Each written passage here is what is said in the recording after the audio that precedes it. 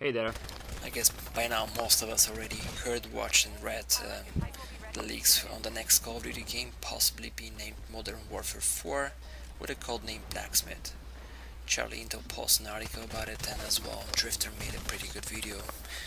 So, like the CEO of Activision would say, there is an unofficial but widely observed holiday that happens all over the world every November, and it's called Call of Duty.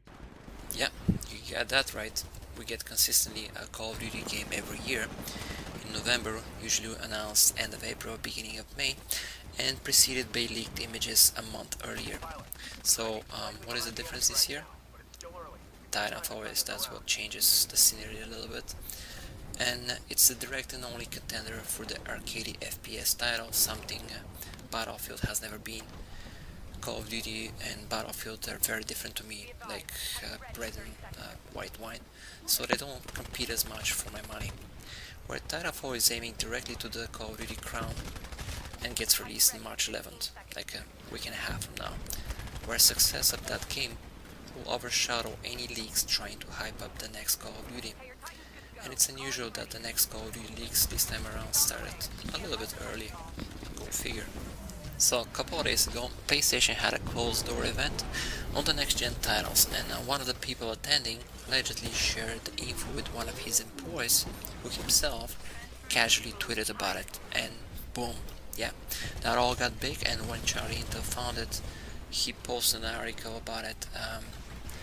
I'll put all that in the description. So the leak claims the next COD is Modern Warfare 4 with a codename possibly Blacksmith, and the shown gameplay apparently looked good and was taking place on the Golden Gate Bridge.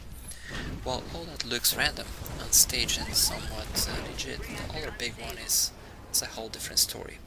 One of the biggest and most respected Call of Duty YouTuber, Drifter, posted a video with new leaks on the next Call of Duty game. Drifter previous COD leaks were very legit and very close to the truth, and they were always based on secret source he has inside the dev teams. However, this time around someone else approached him and sent him more detailed and visual info he ever had. Drifter is being asked not to show any of this, but somewhat to describe what he saw, so the leak source doesn't get in trouble. And I suggest you check his video, it's very interesting, like all his videos anyways. So let's recap that.